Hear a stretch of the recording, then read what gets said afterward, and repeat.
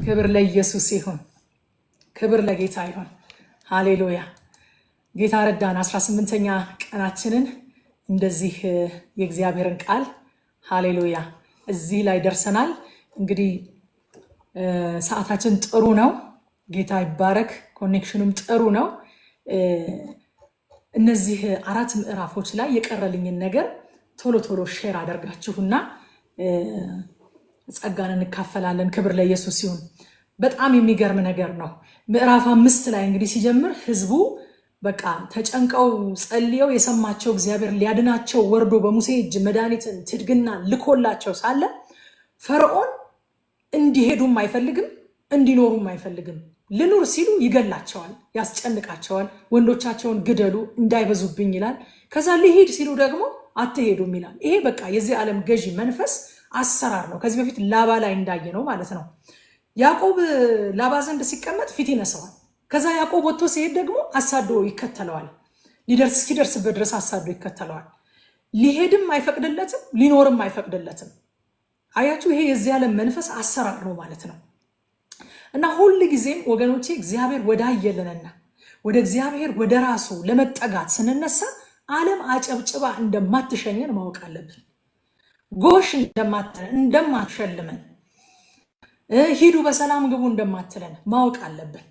ምንም እንኳን በዓለም ባለንበት ሰዓት፣ በመካከሏ ባለንበት ሰዓት ችላ ብትለን ብታሳድደን ባይመቸን ልክ ልንወጣ ስንል ግን ልክ ልናመልጥ ስንል በቃ 7 እጥፍ ታነደዋለች ማለት ነው። እና አትወጡም አለ።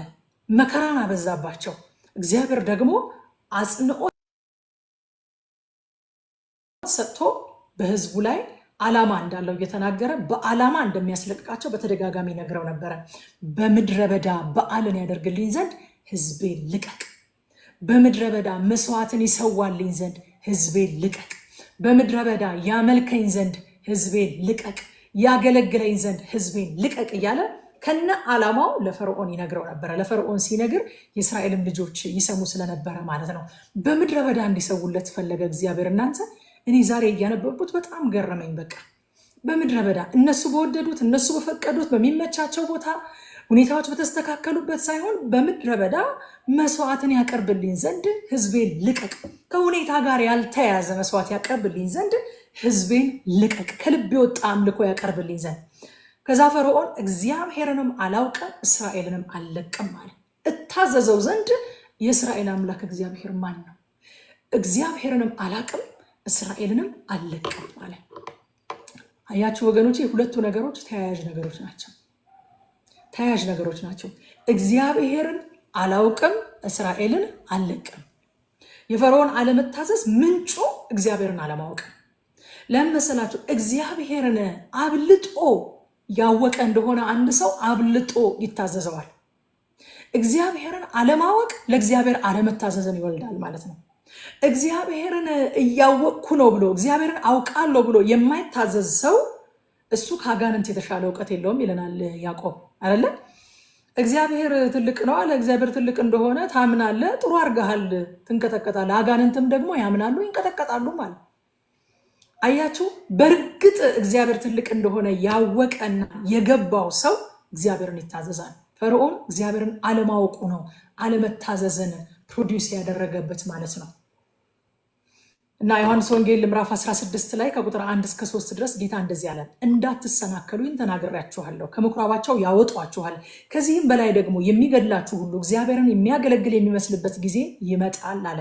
ደቀ መዛሙርት ላይ የሚሆንባቸውን ስደትና መከራ መገደል ሲናገር እንደዛ አለና ቁጥር 3 ላይ ይህን የሚያደርጉባችሁ አለ፣ ይህን የሚያደርጉባችሁ አብንና እኔን ስላላወቁ ነው።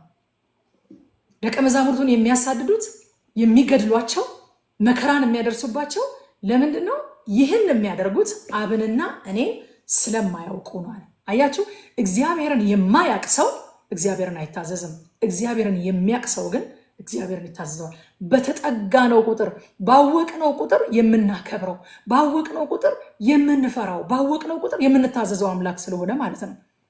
እግዚአብሔርን የማይታዘዘው እግዚአብሔርን የማያከብረው እግዚአብሔርን የማያውቅ ሰው ነው። አንድ ጊዜ አንድ ሕፃን ልጅ አባቱን አባቴ እግዚአብሔር ምን ያህል ትልቅ ነው ብሎ ጠየቀው አሉ። ምን ያህል ትልቅ ነው ሲለው ሰማይ ቀና በል ዓይንህን ወደ ሰማይ አንሳ አለውና እያለፈ ያለ አውሮፕላን አየኸው ይሄ አውሮፕላን አለው። አዎ አለው። እና ምን የሚያክል ይመስልሃል አለ። ትልቅ ይመስለኛል ግን አላውቅም አለ። ከዛ በኋላ ወደ አውሮፕላን ማረፊያ ይዞት ሄደና አውሮፕላኑን በቅርበት ደግሞ ጠጋ ብሎ እንዲያየው አደረገው። በጣም ትልቅ ነው አለ። አያችሁ፣ በቀረባችሁት ቁጥር የሚናቅ፣ በቀረባችሁት ቁጥር የሚያንስ፣ በቀረባችሁት ቁጥር የማታከብሩት ሳይሆን እግዚአብሔር በጣም ትልቅ ስለሆነ በቀረባችሁት ቁጥር የምታከብሩት፣ በቀረባችሁት ቁጥር የምትፈሩት፣ በቀረባችሁት ቁጥር የምትታዘዙት አምላክ ነው ማለት ነው እግዚአብሔር። ፈርዖን እግዚአብሔርን ስለማያውቅ እስራኤልን አልለቅም አልታዘዝም አለ። ጌታም ደቀ መዛሙርቱን የሚያሳድዷችሁ፣ የሚገድሏችሁ፣ መከራን የሚያደርሱባችሁ እኔንና አብን ስለማያውቁ ነው አለ። እግዚአብሔርን በማወቅ ተባረኩ። እግዚአብሔር እሱን በማወቅ ይባርካችሁ። መታዘዛችሁ ከሆነ የሆነ ነገር ይደረግልኛል ከሚል ወይም ደግሞ ከሆነ ከሰማችሁት ኢንፎርሜሽን ተነስታችሁ ሳይሆን እግዚአብሔርን ከማወቅ ውስጥ ይውጣ መታዘዛችሁ። እኔንና አብን ስለማያውቁ እንዲህ ሲለው እግዚአብሔር አንተ ሙሴ አንተ አሮን አለ ህዝቡን ለምን ስራ ታስፈቷቸዋላችሁ? ለምን ስራ ታስተዋቸዋል? ማምለካችንን ስራ ፈትነት ነው የሚሉት። ስራ ፈትነት በቃ ቤተክርስቲያን ማለታችሁን፣ ፕሮግራም ማለታችሁን፣ ባይብል ስተዲ፣ ጸሎት፣ ህብረት፣ አገልግሎት ማለታችሁን እንደምን ይቆጥሩታል? እንደ ስራ ፈትነት። ስራ ፈትናችሁ ብሏችኋል። ይሄ ግን የሰው ልጅ የተፈጠረበት ዘላለማዊ ስራ እንደሆነ ታውቃላችሁ። ጡረታ የማይወጣበት ስራ እግዚአብሔርን ማምለክ። ሃሌሉያ! እግዚአብሔርን ማምለክ ጡረታ የማይወጣበት ስራ፣ ከመፈጠራችን በፊት ከኛ አስቀድሞ የተፈጠረልን ስራ፣ የተፈጠርንበት ዓላማ ደግሞ የተፈጠርንበት ብቻ አይደለም፣ እግዚአብሔር እኛን የተቤዠበት ዳግመኛ ሃሌሉያ! ኢየሱስ ጌታ ነው። ምንም አይነት ስራ ቢኖር እኮ በሰማይ የሚቀጥል ስራ የለም። የሚቀጥለው ግን አምልኮ ነው። እና አምልክ ሲሉት ስራ አስፈታችኋቸው። ይህ ስራ ፈትነት ነው አለ። አምልኮ ስራ መፍታት አይደለም። አምልኮ ስራችን ነው። ሃሌሉያ! አምልኮ ስራችን ነው። በቃ ሊሊ እንዳለችው ማለት ነው። በቃ ስራዬን ሰራለው፣ ስራዬም አንተን ማምለክ ነው። ስራችሁ ምንድን ነው? የኔ ግን እሱን ማምለክ ነው አለች። ሃሌሉያ! የኔ እግዚአብሔርን ማምለክ ነው። የተፈጠርኩበት ከመፈጠሪ በፊት አስቀድሞ የፈጠረልኝ ስራ እግዚአብሔርን ማምለክ ነው። ስራ ለምን ታስፈቷቸዋላችኋል? ከዛ እንዳያስቡ፣ ስለ አምልኮ እንዳያስቡ፣ እግዚአብሔር ስለተናገራቸው ነገር እንዳያስቡ፣ ባተሌ እንዲሆኑ፣ ቢዚ በአማርኛ ባተሌ ነው አይደለ? ባተሌ እንዲሆኑ የስራ ጫና አምጥቶ ጫነባቸው ማለት ነው። ቢዚ ያደረጋቸው። this is how it works። የዚህ ዓለም መንፈስ የሚሰራው እንደዚህ ነው። የክፉ መንፈስ የሚሰራው እንደዚህ ነው። እግዚአብሔር የተናገራችሁን እንዳታነሱ፣ እግዚአብሔር ወዳላችሁ ነገር እግራችሁን እንዳታቀኑ በቃ ቢዚ የሚያደርግ መንፈስ የለም በዚህ ዘመን? በጣም አለ እንጂ ምንም ነገር ሳትሰሩ ከጠዋት ጀምሮ ቢዚ። ሰው ሁሉ ቢዚ ነው ወዳጆች። ስትጠይቁት ሰው ሁሉ ቢዚ ነኝ፣ በቃ ቸርች እንሂድ ቢዚ ነኝ፣ መጽሐፍ ቅዱስ እናጥና ቢዚ ነኝ፣ እንጸልይ ቢዚ ነኝ፣ እናገልግል ቢዚ ነኝ፣ እስኪ እግዚአብሔርን ቃል እንነጋገር ቢዚ ነኝ። የፈርዖን መንፈስ አኑባቸዋል። እዛ ፈርዖን መከራቸውን አባሰው፣ የህዝቡ ልብ ወደቀ። አያችሁ፣ ቅድም መጀመሪያ ላይ ያልኳችሁ ነገር ነው። ዓለም ሰይጣን ወደ እግዚአብሔርና እግዚአብሔር ወዳየላችሁ ነገር መንቀሳቀስ ስትጀምሩ አጨብጭበው አይሸኟችሁም። የእግዚአብሔር ልጆች ይሄንን በጣም እንድታስተውሉ ፈልጋለሁ። እስራኤላውያን ፈርዖን አጨብጭቦ የሚሸኛቸው መስሏቸው ነበረ። ትናንትና እኮ ንባባችንን ስንጨርስ ህዝቡም አመኑ ብለን ነበር የጨረሰ። አያችሁ፣ አመኑ። ግን የሰይጣን ምላሽ ምን እንደሚሆን፣ የፈርዖን ምላሽ ምን እንደሚሆን ግን አልጠበቁም፣ አልተዘጋጁም። ስለዚህ በጣም ዲስአፖይንትድ ሆኑ። ሙሴና አሮንን ሲያገኟቸው አንተ ሙሴ አሮን እግዚአብሔር ይላችኋል፣ ፈርዖን ይገድለን ዘንድ ሰይፍን በእጁ ሰጣችሁት፣ በፈርዖንና በሹማምንቱ ፊት ሽታችንን አገማችሁት፣ እግዚአብሔር ይላችሁ አሏቸው። ሙሴም መጣና ምን ነው ጌታ ሆይ አለ። ምን ነው? ለምንድን ነው ይህንን ህዝብ እንደዚህ ያሳዘንከው? ይሄው እኔ በስምህ መናገር ከጀመርኩኝ ጀምሮ ፈርዖን ህዝቡን እያስጨነቀ ነው። የህዝብ ልብ በጣም ወድቋል፣ አንተም እያዳንካቸው አይደለም ማለት። ከመቼ ጀምሮ ነው መከራ የበዛው? በስምህ መናገር ከጀመርኩ ጀምሮ። አለማጨብጨባ አትለቀንም ወገኖች። ነገር ግን እግዚአብሔር ተናግሮን እግዚአብሔር ብሎን እንቅስቃሴ ስንጀምር ችግሩ ቢብስም እሱ በስራ ላይ መሆኑን እናወቅ። እግዚአብሔር ህዝቡን ቀስ ብሎ ፈርዖን ሳይሰማ ሰርቆ ማስፋት አልፈለገም። እግዚአብሔር የፈለገው ልክ ለእስራኤል ዓላማ እንዳለው ሁሉ በእስራኤል ከግብፅ ምድር መውጣት ውስጥ ለፈርዖንና ለግብፃውያንም እግዚአብሔር ዓላማ ቀርጿል። ደጋግሜ ሳነብ በጣም አጽንኦት ሰጥቼ ቀና ብዬ እያየኋችሁ ነበረ። ካስታወሳችሁ እኔ እግዚአብሔር እንደሆንኩ ያውቁ ዘንድ ጌታ ይባረክ። ስለዚህ እግዚአብሔር አንድ ዓላማ ደግሞ በግብፃውያን ላይ ቀርጿል፣ በህዝቡ ላይ ህዝቡን ነፃ ማውጣት። ግን ህዝቡን ሲያወጣ ደግሞ ሌላ ቢገር ፐርፐዝ አለ። አያችሁ ወገኖቼ፣ ማለት አፍዝዟቸው እኮ ማውጣት ይችላል። አሳውሯቸው አይተናል እንዴ? ከዚህ በፊት ሰዶምና ገሞራ ላይ የሰዶምና የገሞራን ህዝቦች እኮ ሎጥንና ቤተሰቡን ለማስመለጥ የከተማውን ህዝብ እኮ አሳውሯቸው አይተናል። ፈርዖንንና ግብፃውያንን አሳውሮ እኮ ማውጣት ይችላል እግዚአብሔር። ወይንም ደግሞ ዝም ብሎ ሞገስ ሰጥቷቸው ሄዱ በቃ ብሎ እንዲለቅም ማድረግ ይችላል። አይ አለ፣ እንደሱ አይደለም።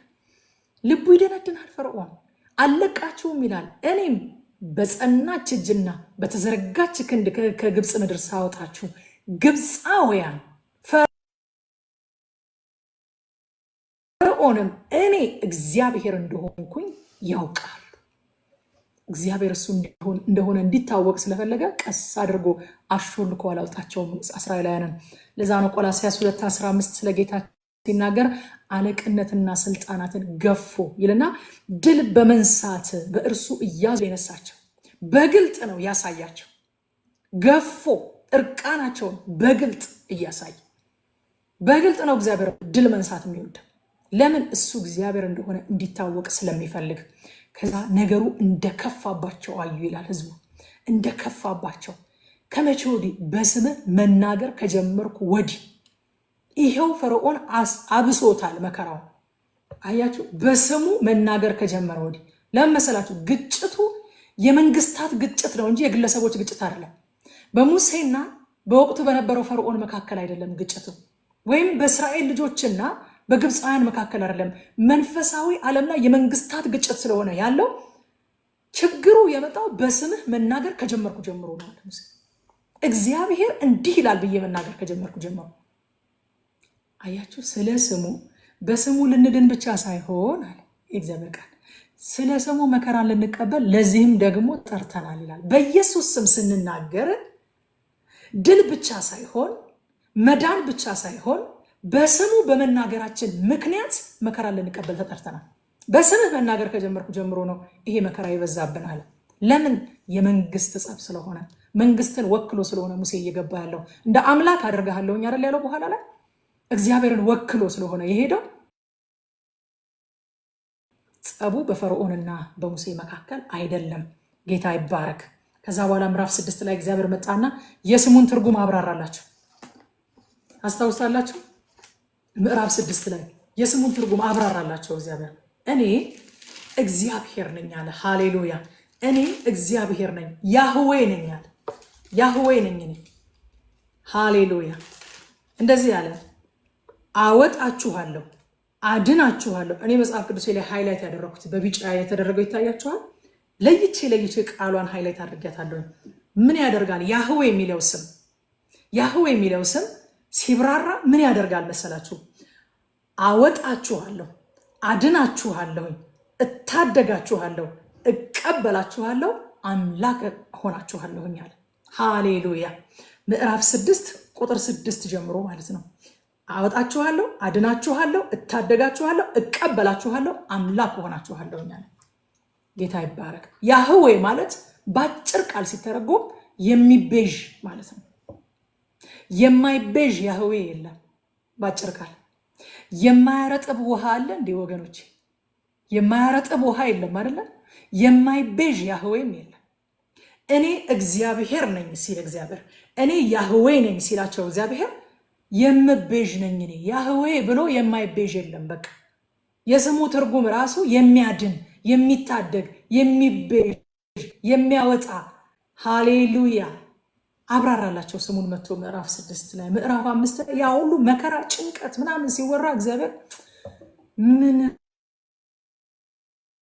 ምናምን አይደለም ያለው፣ ወይም ደግሞ ስታሳዝኑ አይደለም ያላቸው። እኔ ያህዌ ነኝ። መከራው ምንም ቢጨምር፣ ችግሩ ምንም ቢበረታ፣ እሳቱ 7 እጥፍ ቢነድ፣ ሙሴ ማሰብ ያለብህ ስለ ችግሩ ሳይሆን ስለ እኔ ማንነት ነው። እኔ ያህዌ ነኝ። እግዚአብሔር ስሙን ማንነቱን ሲነግራቸው ያህዌ ነኝ ሲላቸው ከፈርዖን እጅ የመዳናቸው መሰረቱ፣ ከፈርዖን እጅ የመዳናቸው ቤዙ የነሱ ማንነት፣ ያሉበት ሁኔታ፣ የፈርዖን መሸነፍ፣ የፈርዖን ታላቅነት፣ ታናሽነት አይደለም። የኔ ማንነት ነው።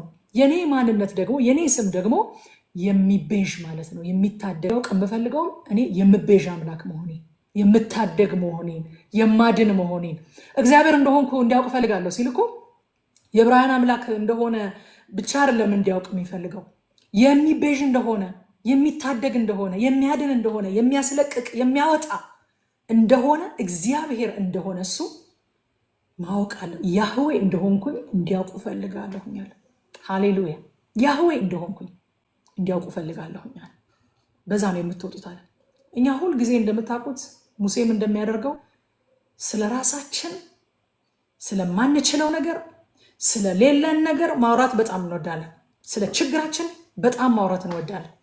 እግዚአብሔር ጋር ቀርበን የሆነ በእድሜ በጣም የገፋ ስለ ብዙ ነገር ኢንፎርሜሽን የሌለው ሚስ ኢንፎርምድ የሆነ አዛውንት የምናናገር ነው የምንመስለው። እግዚአብሔር ሆይ እንደዚህ ሆኜ፣ እግዚአብሔር ሆይ እንትና እንደዚህ አድርጎኝ፣ እግዚአብሔር ሆይ እኔ እኮ ይሄን አልችልም፣ እግዚአብሔር ሆይ እኔ እኮ። እናንተ በቃ እግዚአብሔር እኮ በእውነት ታጋሽ እና የፍቅር አምላክ ነው እንጂ የምታውቁትን ነገር ሰው ኤጌን እንደጌን ሲነግራችሁ እንዴት እንደሚያሰለች በእግዚአብሔር ቦታ ሆናችሁ ብታስቡት አስደናቂ እኮ ነው። እሱ ግን ምሕረቱና ትዕግስቱ እጅግ የበዛ ስለሆነ የሚያውቀውን ነገር ደግመን ስንነግረው ይሰማናል። ሙሴ መጥቶ እኔ አፈ ትብ ነኝ፣ እኔ አፈ ቆላፋኝ፣ እኔ መናገር አልችልም። እንዲህ ሰውን አፉን የፈጠረ የሚናገር ወይንም ድዳ ያደረገ እግዚአብሔር አይደለምን? አንተ በደንብ አድርገህ መናገር እንደማትችል የማላቅ ይመስላል እና አድርጎ እንደሚናገር እኔ ያውቃለሁኛል። ሃሌሉያ። የንግግር ችሎታ ካላችሁ እግዚአብሔር ያውቀዋል። ደህና አድርጎ እንደሚናገር ወንድምህ አሮን እኔ ያውቃለሁ ብሏል እግዚአብሔር። አንተም እንደማትናገር አውቃለሁ። እኔ መጀመሪያ ደረጃ መቼ አንተን ንግግር ተማምኜ ጠራሁ? መቼ አንተ ንግግር ላይ ዲፔንድ አድርጌ ጠራሁ? መጀመሪያ ደረጃ የአንተ ችሎታ ላይ መቼ ተማምኜ ጠራሁ? መጀመሪያ ደረጃ። አያችሁ፣ ችግራችንን ማውራት እንወዳለን። እግዚአብሔራችን አለመቻል ላይ ሳይሆን የእሱ ማንነት ላይ ትኩረት እንድናደርግ ይፈልጋል። አንድ ሰው ምን አለ? ለእግዚአብሔር የተራራህን ትልቅነት አትንገረው፣ ለተራራህ የእግዚአብሔርን ትልቅነት ንገረዋል። አያችሁ፣ እግዚአብሔርን እየሄዳችሁ ጌታ ሆይ አቤት ተራራው፣ አቤት ጨለማው፣ አቤት ችግሩ፣ አምላካችሁን ትልቅነት ንገሩታል። ፈርዖን ጋር ሄዶ የአምላኩን ትልቅነት እንዲናገር ነው የሚፈልገው እግዚአብሔር። ሙሴ እግዚአብሔር ጋር እየመጣ ስለ ፈርዖን ትልቅነት እንዲናገር ሳይሆን ሙሴ ፈርዖን ጋር ሄዶ ስለ እግዚአብሔር ትልቅነት እንዲያወራ ነው የሚፈልገው። ሃሌሉያ። ቀናችሁ የእግዚአብሔርን ትልቅነት በማውራት የተሞላ ይሁን። በእውነት የችግሩን ትልቅነት የተራራውን ትልቅነት ሳይሆን ለችግሩ፣ ለሁኔታው፣ ለሚገጥማችሁ ነገር ሁሉ የእግዚአብሔርን ትልቅነት በማውራት ቀናችሁ የተሞላ ይሁን። አንደበታችሁ የእግዚአብሔርን ትልቅነት በማውራት የተለየ፣ የተባረከ፣ የተቀደሰ ይሁን። ቀኑን ሙሉ እናንተ የሰይጣንን ገድል የሰይጣንን ውዳሴ ስታወሩ አትውሉ። የእግዚአብሔርን ውዳሴ የአንድን አካል የሰራውን ታላላቅ ስራ የእርሱን ትልቅ ማንነት ሲያወሩ ሰይጣን ስራው ምንድነው? ማፍረስ ነው፣ ማስጨንገፍ ነው፣ መስረቅ ነው፣ መግደል ነው፣ ማጥፋት ነው። ቀኑን ሙሉ እሱ የምናወራ ከሆነ ምን እያደረግን ነው? የሰይጣንን ውዳሴ የሰይጣንን ገድል ስንተርክ እየዋልን ነው። ነገር ግን እሱን ወደ ጎን ቁጭ አድርገን እግዚአብሔር ምን እንድናደርግ ይፈልጋል? የእሱን ውዳሴ እንድናወራ ይፈልጋል። አምላኬ እኮ ትልቅ ነው። አምላኬ እኮ ከሁኔታ በላይ ነው። የኔ አባት እግዚአብሔር ነው። የኔ አባት አምላክ ነው። የኔ አባት የሁሉ ፈጣሪ ነው።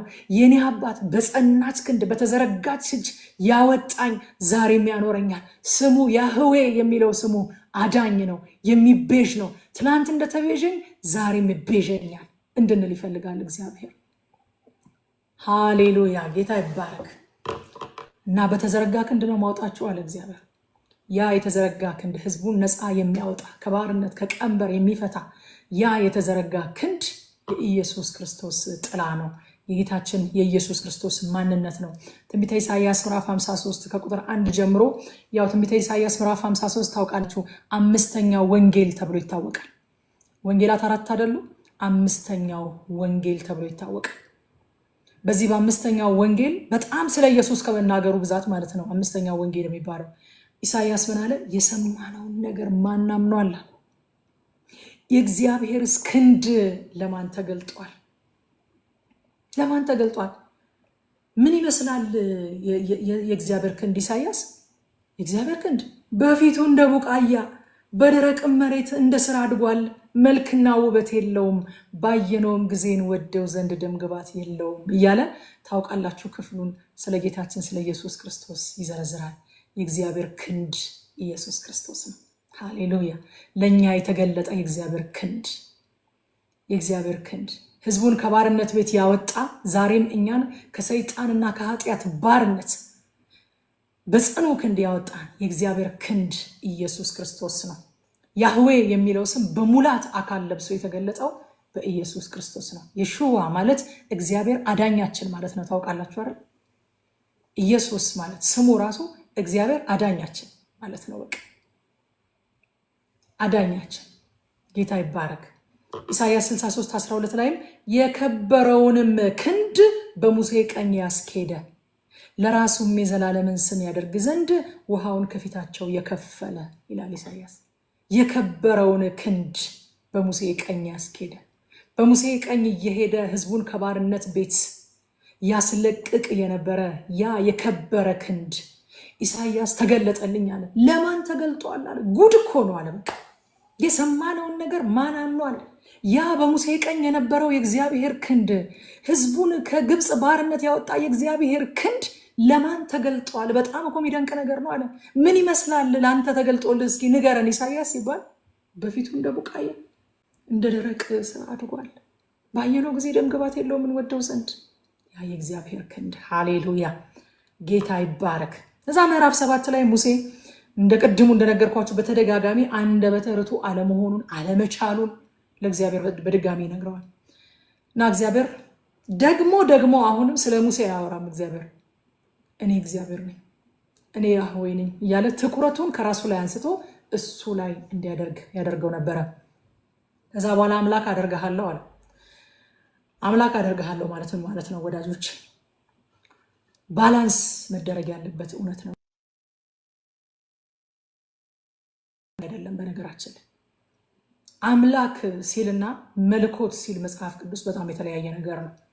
አምላክ ማለት የበላይ ገዢ ባለስልጣን ማለት ሲሆን መለኮት ማለት ደግሞ ፈጣሪ፣ ሁሉን አድራጊ፣ ዲቪኒቲን የሚያመለክት ማንነት ነው መለኮት ማለት። እና እግዚአብሔር መለኮት አደርግሃለሁ ሳይሆን ያለው ሙሴ አምላክ አደርግሃለሁኝ። በማን ላይ? በፈርዖን ላይ። ፎር ስፔሲፊክ ፐርፐዝ ማለት ነው። ስፔሲፊክ ለሆነ ፐርፐዝ፣ ለሁል ጊዜ ሳይሆን ስፔሲፊክ ለሆነ ፐርፐዝ ምን አለው? አምላክ አደርግሃለሁ በፈርዖን ላይ። ሙሴም ላንተ እንደ ነብይ ይሆንልሃል አለው። ምን ማለቱ ነው?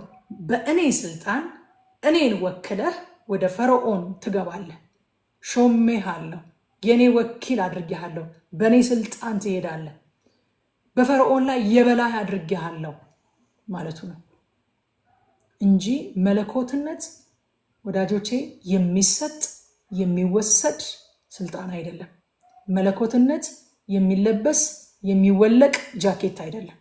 መለኮትነት የእግዚአብሔር ብቻ የሆነ የማይለዋወጥ ዘላለማዊ ባህሪ ነው።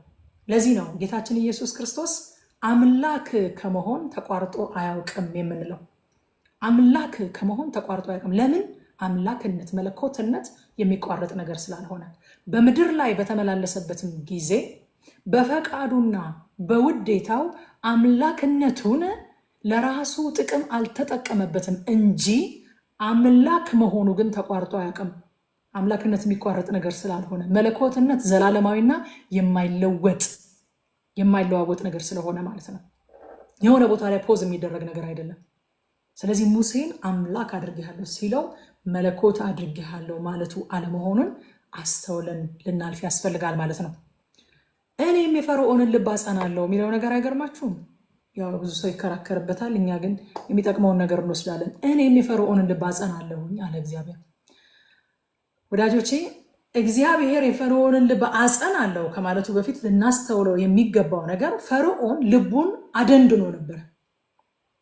አያችሁ፣ ያለ ፍቃዱ እግዚአብሔርን የሚፈራውንና የሚታዘዘውን በጣም ሴንሲቲቭ ልብ ያለውን ሰው ሄዶ እግዚአብሔር ለራሱ ዓላማ ያለ ፈቃዱ ልቡን አላደነደነው። ፈርዖን እግዚአብሔር እሱን ልቡን አጸናዋለሁ ከማለቱ በፊት የፈርዖን ልብ ግን የደነደነ ነበር። መጽሐፍ ቅዱስ ላይ እግዚአብሔር ነገሮችን አደረገ ሲል መጽሐፍ ቅዱሳችን በሁለት መንገዶች ሊሆን ይላል። በደንብ ስሙ። እግዚአብሔር አደረገ ሲል መጽሐፍ ቅዱስ በሁለት መንገዶች ሊሆን ይችላል ያድርግ የተደረገው ሲሆን፣ ሁለተኛው ደግሞ የማይቆጣጠረው ነገር ስለሌለ እግዚአብሔር በሰማይና በምድር ያለው ሁሉ በሱ ቁጥጥር ስር ስለሆነ፣ ሁለተኛው እግዚአብሔር አደረገ የምንለው ነገር እንዲደረግ ፈቀደ። አላው አደረገ። እሱ ካልፈቀደ የሚሆን ነገር ስለሌለ ማለት ነው። እንዲደረግ መፍቀዱንም አደረገ ነው የምንለው። ስለዚህ እዚህ ቦታ ላይ ፈርዖን ልቡን በትዕቢትና በአመፃ ያደነደነ ሰው ነበረ። እግዚአብሔርም ለማይረባ አእምሮ አሳልፎ ሰጠውና በመደንደኑ እንዲቀጥል ፈቀደ እግዚአብሔር። ሴት እንጂ እግዚአብሔር የሚታዘዘውን ጤነኛውን ሰው ሄዶ ልቡን አደንድኖ አይቀጣውም። እንደዚህ የሚያደርግ አምላክ አይደለም፣ ፍትሐዊ አምላክ ነው። ሮሜ ምዕራፍ 1 ከ24 እስከ 26 ድረስ ያለውን አነባለሁ፣ እናንተ እስከ መጨረሻው አንብቡት። ስለዚህ እርስ በርሳቸው ስጋቸውን ሊያዋርዱ እግዚአብሔር በልባቸው ፍትወት ወደ ርኩስነት አሳልፎ ሰጣቸው። ይህም የእግዚአብሔርን እውነት በውሸት ስለለወጡ በፈጣሪም ፈንታ የተፈጠረውን ስላመለኩና ስላገለገሉ ነው። እርሱም ለዘላለም የተባረከ ነው፣ አሜን። ስለዚህ እግዚአብሔር ለሚያስነውር ምኞት አሳልፎ ሰጣቸው። ሴቶቻቸው ለባህሪያቸው የሚገባውን ስራ ለባህሪያቸው የማይገባው ለወጡ እያለ ይቀጥላል። ነገር ግን መጀመሪያ ራሳቸው ባደረጉት ነገር ምክንያት ምንድን ያደረጉት? የእግዚአብሔርን እውነት በውሸት ለወጡ፣ በፈጣሪ ፈንታ የተፈጠረውን አመለኩ። በዚህ ምን አደረገ እግዚአብሔር? ለምኞታቸው አሳልፎ ሰጣቸው። ለሚያስነውር ምኞት። የሚያስነውር ምኞት የእግዚአብሔር አይደለም፣ የነሱ ነው። ለራሳቸው ምኞት አሳልፎ ሰጣቸው። እግዚአብሔር ከራሳችን ይጠብቀን፣ ከምኞታችን ይጠብቀን ወገኖች። ከሰይጣን ብቻ ሳይሆን ከሰው ብቻ ሳይሆን ከገዛ ምኞታችን ከገዛ ማስተዋላችን ጌታ ይጠብቀን። ለምን መሰላችሁ? ጌታ ሲናገር የሰው ልብ ከታናሽነቱ ጀምሮ እጅግ ክፉ ነው ብለዋል። እግዚአብሔር ካረዳው መንፈስ ቅዱስ ለገዛ ማስተዋሉ ታልፎ ከተሰጠ ከባድ ነው። ስለዚህ ፈርዖንን ለገዛ ማስተዋሉ አሳልፎ የሰጠው እንደደነ እንዲቀጥል ፈቀደለት ማለት ነው።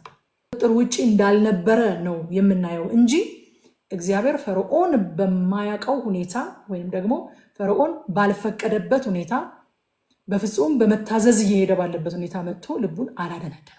የፈርዖን ልብ መደንደን ይልቁንም የሚያሳየን እግዚአብሔር ዓላማውን ለመፈጸም የተጠቀመበት ክስተት እንደነበረ እናያለን።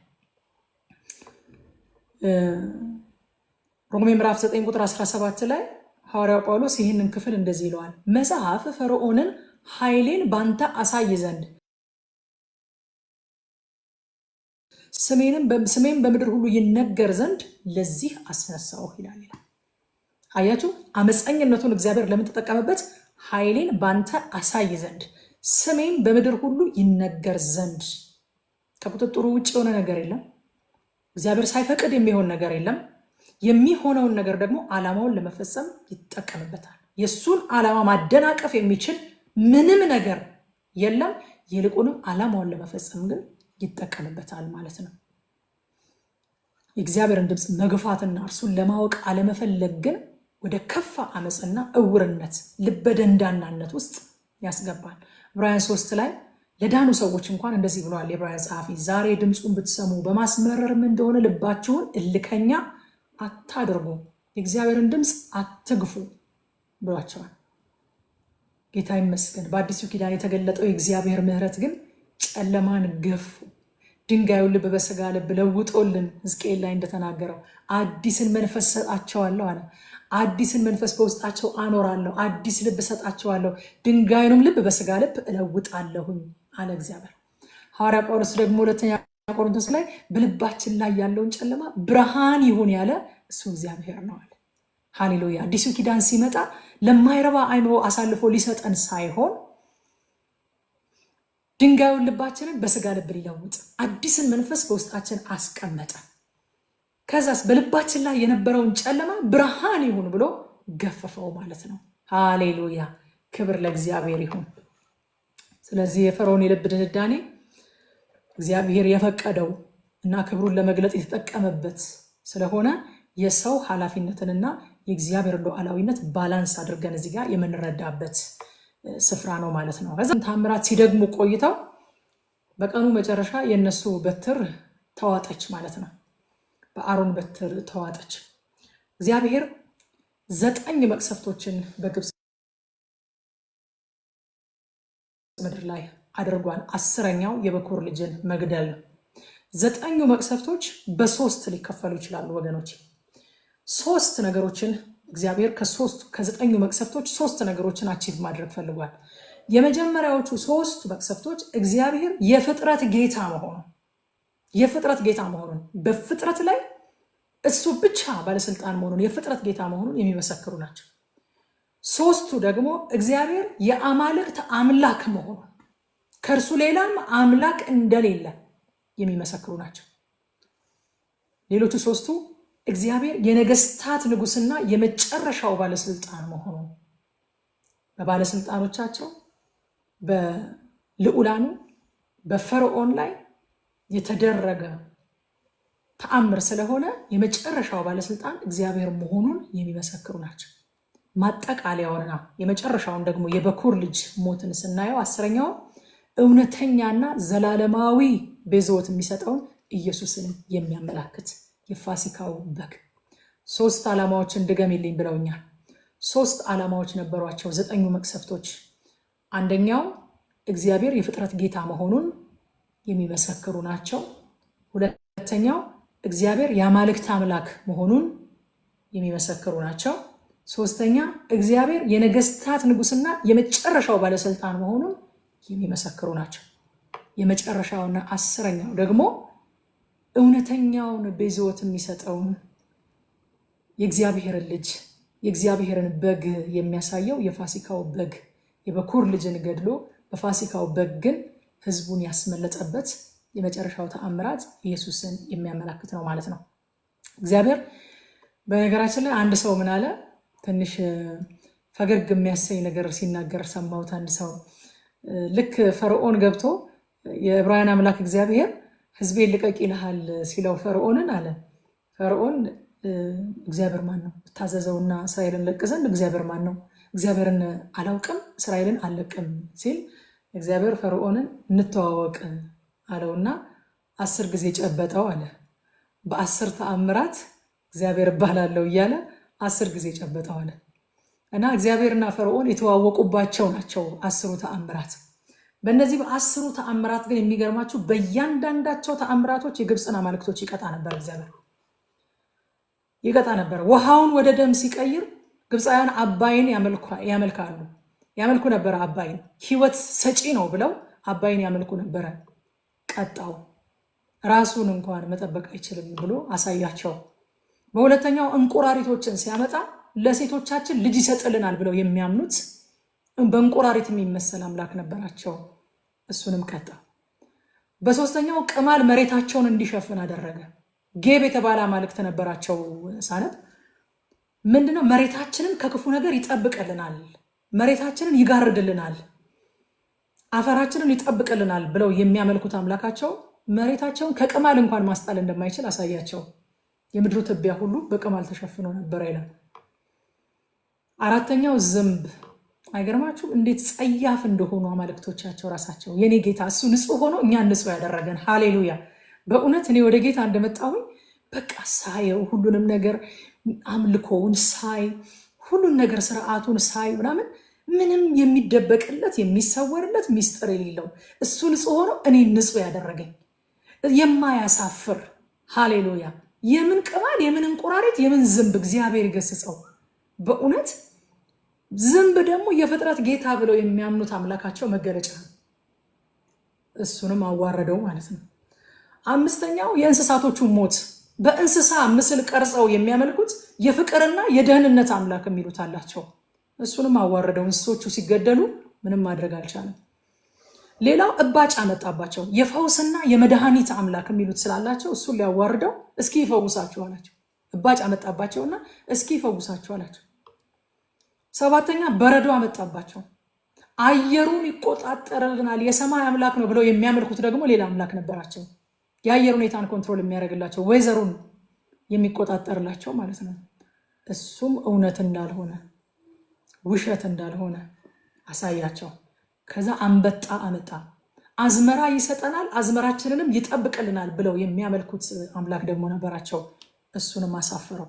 አንበጣ ሲመጣ አምላካቸው መልስ አልሰጠም፣ አሳፈራቸው።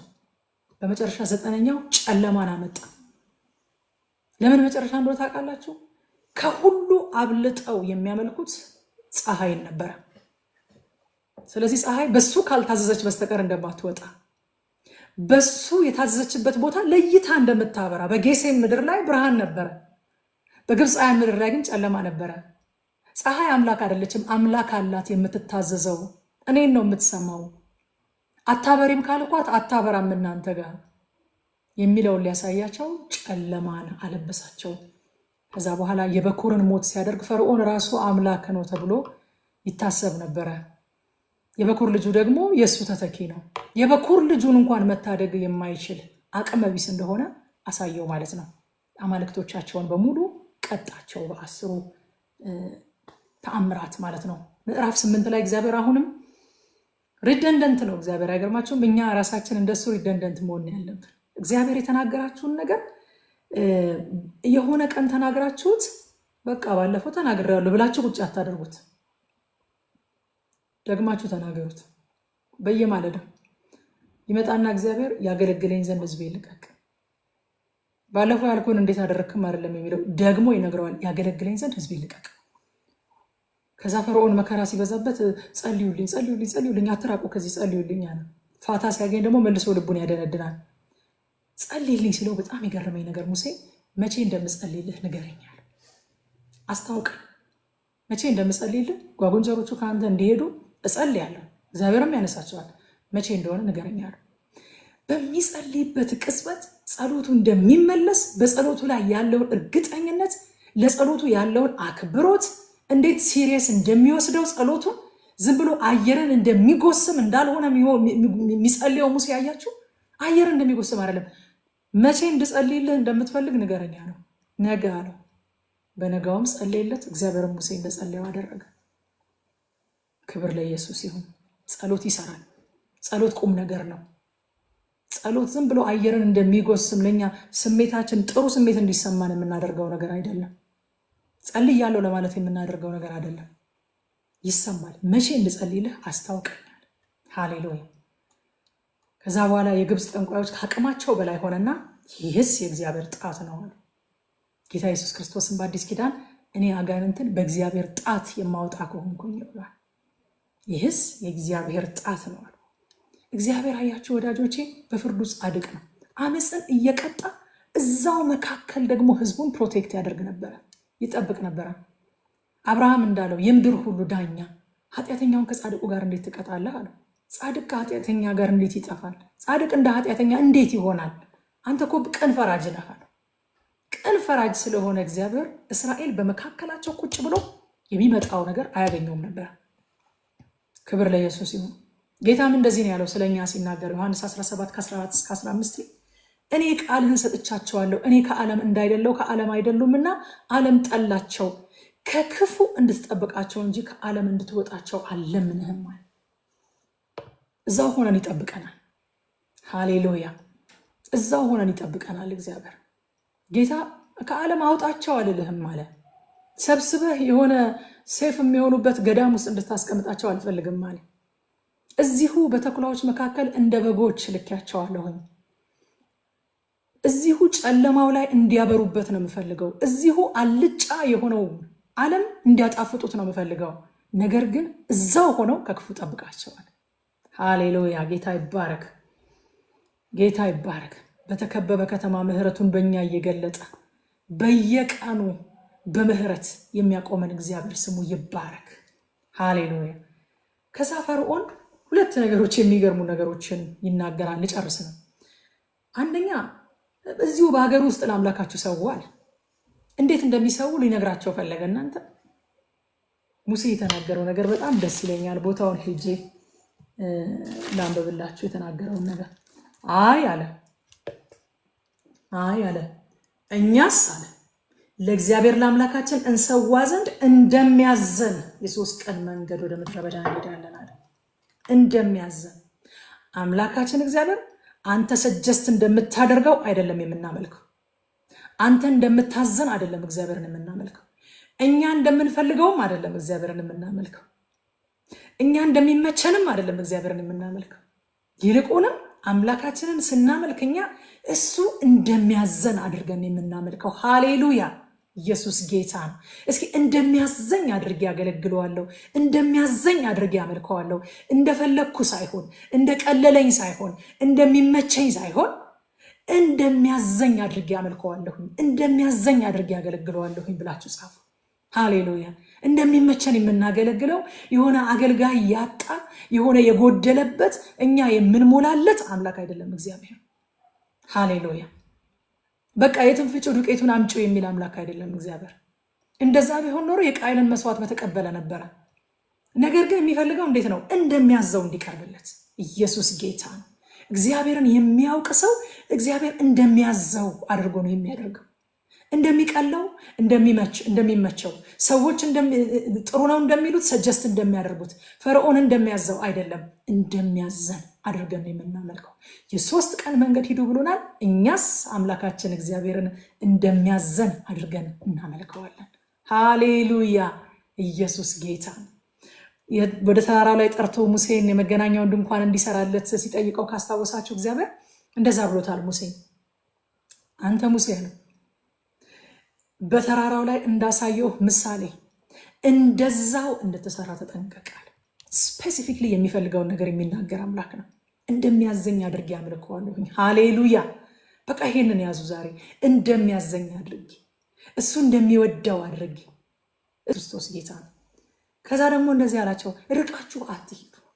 ሁል ጊዜ ድርድር አለ። አያችሁ ከፈርዖን ጋር ድርድር። አንዱ ባይሳካለት ሁለተኛውን ይሞክራል ፈርዖን።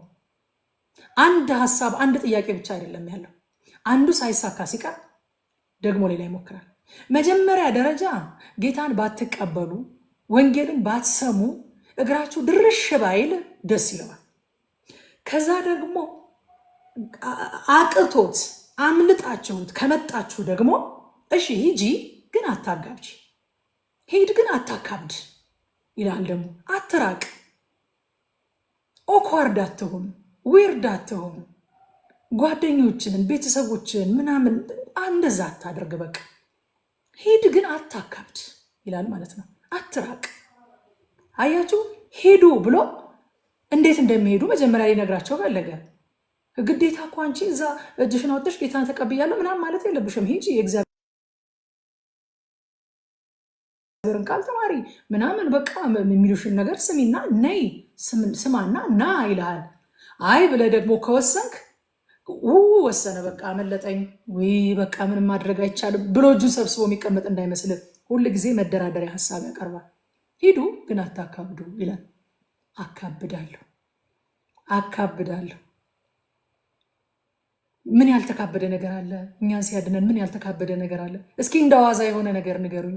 እስኪ ቀለል ያለ ነገር ንገሩኝ። እስኪ ኢየሱስ ካለፈበት መንገድ ቀለል ያለ ነገር ያልተካበደ ነገር ካለ ንገሩኝ እስኪ። አሜን። ሐሴትዬ ጌታ ይባርክሽ። አካብዳለሁኝ አለች። ኢየሱስ ጌታ ነው። በእውነት ኢንቲሚዴት እንዲያደርጓቸው አትፍቀዱላቸው። ሃይማኖተኛ፣ አክራሪ፣ አካባጅ፣ ፋራ፣ ወጨጌ ምናምን እያሉ ታፔላ እየለጠፉ ኢንቲሚዴት እንዲያደርጓችሁ አትፍቀዱላቸው። አዎ ቀለል አድርጎ አይደለም ያዳነኝ። ያንን እርጥብ እንጨት ተሸክሞ ደፋ ሲል ምን ቀለል ያለ ነገር አይታችኋል በሏቸው እስኪ። ያንን እርጥብ እንጨት ተሸክሞ ተራራ ሲወጣ ራቁቱን በመስቀል ላይ እንደ ወንበዴ ሲንጠለጠል ምን ቀላል ነገር አይታችኋልና ነው እኔ ቀለል የማደርገው በሏቸው። ምን ቀላል ነገር አይታችሁታል? ዙፋን ለቆ መውረድ ቀላል ነገር ነው ወይ? አምላክነትን መቀማት እንደማይገባው ነገር ቆጥሮ የሰውን መልክ ይዞ በባሪያ መልክ መውረዱ ቀላል ነገር ነው ወይ? ምኑን ነው እሱ ያላካበደው? ለምንድን ነው እኔ ስም ያላካበደው? ሃሌሉያ። ማን በቀላሉ ዳንና? እውነት ነው። እሱ እርቃኑን ሲንጠለጠል ቀላል ነገር መሆኑ ነው? ቀለል አድርጎት ነው? እስኪ ቀለል ያለ ነገር ንገሩኝ። ጌቴሰማኒ ነው ቀላል? ማማጡ ሊፈራም ሊደነግጥም ጀመረ ይላል እኮ እናንተ። አምላክ የሆነው እሱ ሰማይና ምድርን የፈጠረው እሱ። እኔ ይህ ቃል በጣም ነው የሚያስደንቀኝ። በጣም ብዙ ጊዜ እናገረዋለሁ። ረቁ ታውቃለች። ሊፈራም ሊደነግጥም። እኔ በእውነት ኢየሱስ ላይ ከደረሰበት ነገር ሁሉ በጌቴሰማኒ ሊፈራም ሊደነግጥም። አትፍሩ ያለ ጌታ ማለት ነው። አትፍሩ ያለ ጌታ ሊፈራም ሊደነግጥም ጀመረ ይላል። እንዴት ነው ማላካብደው? ኢየሱስ ጌታ ነው። በዘመኑ ቋንቋ እየተናገርኩ ስለሆነ ስለ ቋንቋዬ ይቅርታ ጠይቃለሁ። አካብዳለሁ። ለምን አላካብድም? ቀለል አርጎ አይደለማ። ቀለል አርጎ አይደለም ያዳነኝ። ቀለል አርጎ መቼ ሆነ? ስለዚህ አካብዳለሁ። አታካብዱ አላቸው ፈርዖን። ሂዱ እኮ እኔ አትሂዱ እኮ አላልኩ። ቸርች አትሂጂ እኮ አላልኩሽም። ቸርች አትሂጂ እኮ አላልኩም። ግን በቃ በሳምንት አንዴ ከሄድክ አይበቃም እንዴ? ምን ታካብዳል? እንትን ካደረክ አይበቃም? የምን ባይብል ስተዲ ምናምን ምን ታካብዳል? እንትን ካደረክ አይበቃም? ለምን ኖርማል አድርገው እንጂ። ምንም ኖርማል ነገር የለውም። መዳኔ ውስጥ ምንም ኖርማል ነገር የለም። ስለዚህ እኔም ኖርማል አላደርገውም። በቃ የሚያውቁኝ ሁሉ በዛ ይወቁኝ፣ በዛ ይወቁኝ። በቃ ኢየሱስ ጌታ ነው። ሃሌሉያ። ርቃችሁ አትሂዱ አለ። ከዛ ደግሞ እግዚአብሔር ደግሞ ቅዱስ አምላክ ስለሆነ ሲጠራ ለቅድስና ነው። ከመካከላቸው ውጡ ብሎ ነው የሚጠራው። ሃሌሉያ። ከመካከላቸው ውጡ፣ የተለያችሁ ሁኑ፣ እርኩሱንም አትንኩ ይላል ሁሉን የሚገዛ ጌታ። እንደዛ ስታደርጉስ ደግሞ ከመካከላቸው አውጥቼ ባይተዋር ላደርጋችሁ አይደለም። እውነት ወይንዬ። አታመናፍሱ የሚል መንፈስ አመናፍሳለሁ። ሁሉንም ነገር አመናፍሳለሁ። ሁሉንም ነገር አያችሁ። ከመካከላችሁ ውጡ አለና ባይተዋር አድርጎ ሊተወን፣ ሜዳ ላይ ሊበትነን፣ ብቸኞች ሊያደርገን አይደለም። ውጡ አለና ሁለተኛ ቆሮንቶስ 6 ከ17 እስከ 18 ከመካከላቸው ውጡ፣ የተለያችሁ ሁኑ፣ እርኩሱንም አትንኩ አለና ይላል ሁሉን የሚገዛ ጌታ ብሎ እኔም እቀበላቸዋለሁ። ሃሌሉያ። ኢየሱስ ጌታ። ብተውለትስ ብለይለትስ? እኔ ምስክርነት ልንገራቸው። ወደ ጌታ እንደመጣሁኝ እኔ እንግዲህ ከናይት ክለብ ነው የመጣሁት።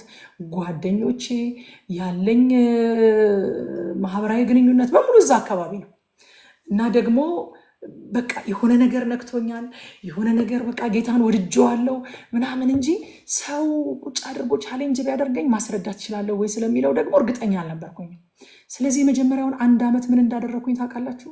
ስልኬን ቀየርኩኝ። በቃ መልስ መስጠት እስከምችል ድረስ መልስ ለመስጠት የተዘጋጀሁኝ እስከመሆን ድረስ ስልክ ቁጥሬን ቀየርኩት። ሌላ ስልክ ያዝኩኝ። ከአንድ ዓመት በኋላ የእግዚአብሔርን ቃል በበቃ በሳምንት 7ቱንም ቀን ቤተክርስቲያን ነበርኩኝ። ክብር ለኢየሱስ ይሁን። የጌታ ጸጋ በዝቶልኝም ደግሞም ሌላ መሄጃ ስለሌለኝ የነበረኝ ኮኔክሽን በሙሉ የማይሆን ስለነበረ ልክ ከዛ ሁሉ ነገር ስቆራረጥ መሄድበት ቦታ የለኝም። ስለዚህ ሰኞ ይኸው ሄላዬ እዚህ ውስጥ አለች ታውቃለች፣ ዩጎ ቸርች የነበረውን ፕሮግራም ሰኞ የደቀ መዝሙር ትምህርት አለ፣ ማክሰኞ የደህንነት ትምህርት አለ። ደህንነት ተምሬ ከጨረስኩኝ በኋላ ማክሰኞ እየሄድኩኝ ደግሞ ለደህንነት ተማሪዎች እዘምራለሁ። መጀመሪያ ላይ ሮብ የቸርች ፕሮግራም አለ፣ ሐሙስ የጸሎት ፕሮግራም አለ፣ አርብ የቸርች ፕሮግራም አለ፣ ቅዳሜ የኳየርና የኬር ግሩፕ አለን፣ እሁድ ቸርች ያው መደበኛ ፕሮግራም አለ። 7ቱንም ቀን ቸርች ሄዳለሁኝ። ቸርች መሄድ ብቻ ሳይሆን ደግሞ ከዛም ውጭ ባለው ነገር በቃ ሌላ መሄጃ ስለሌለኝ የእግዚአብሔር ቃል ላይና ጸሎት ያለበት ቦታ ላይ እዛ ላይ ራሴን ኮሚት አደረግኩኝና 1 ዓመት ያንን ከጠጣሁኝ በኋላ ስልኬን ከፈትኩኝ።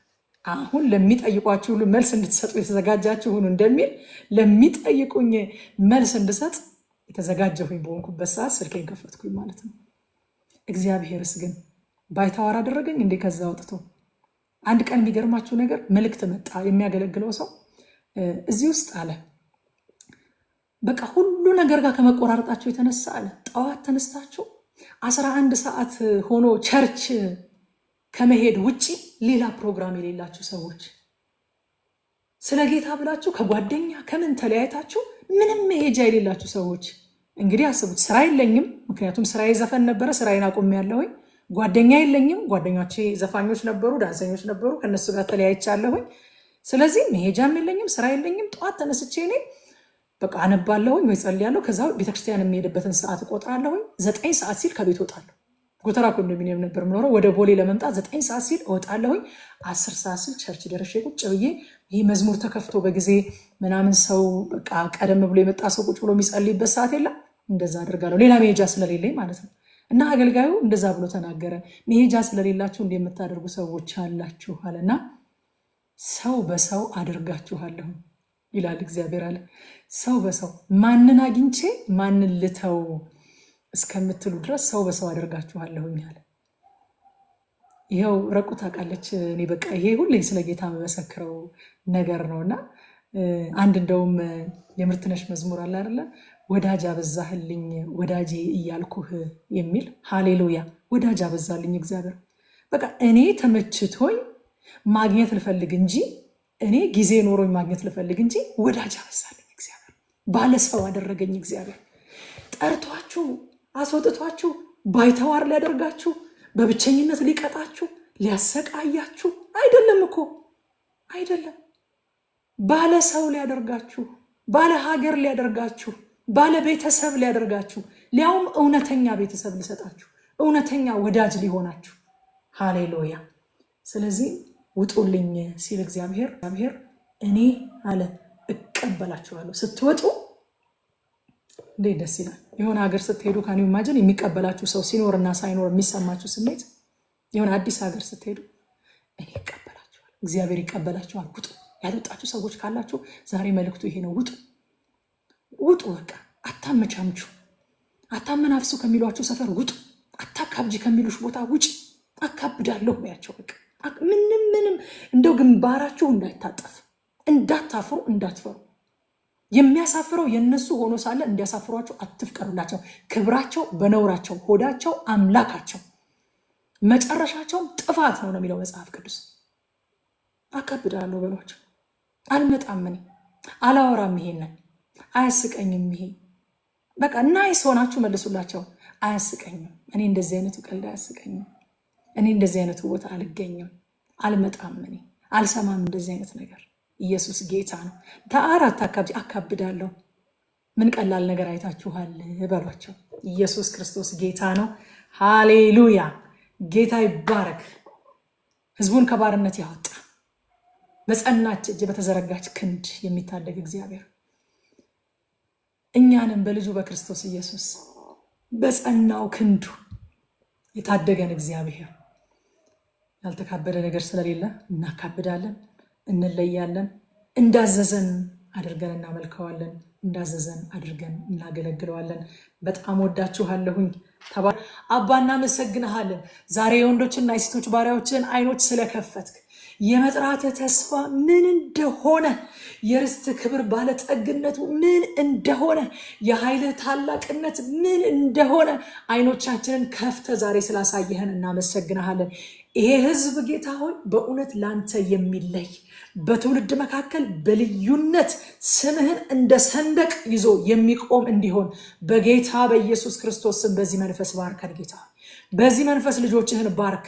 በእውነት እንደ ዓላማ እንደ ሰንደቅ ያንተን ስም የሚያውለበልብ ላንተ በመለየቱ የማያፍር ያንተ በመባሉ የሚኮራ ጌታ ሆይ አከረርክ በመባሉ አካበድክ በመባሉ የሚኮራ ባንተ በመጠራቱ ስምህ በላዩ ላይ በመጠራቱ የሚመካ ህዝብ እንዲሆን እግዚአብሔር ሆይ በጌታ በኢየሱስ ስም ዛሬ የወደቀው መንፈስ አይልቀቀን። አግኝቼ ነው ወይ የሚለው መንፈስ አይልቀቀን።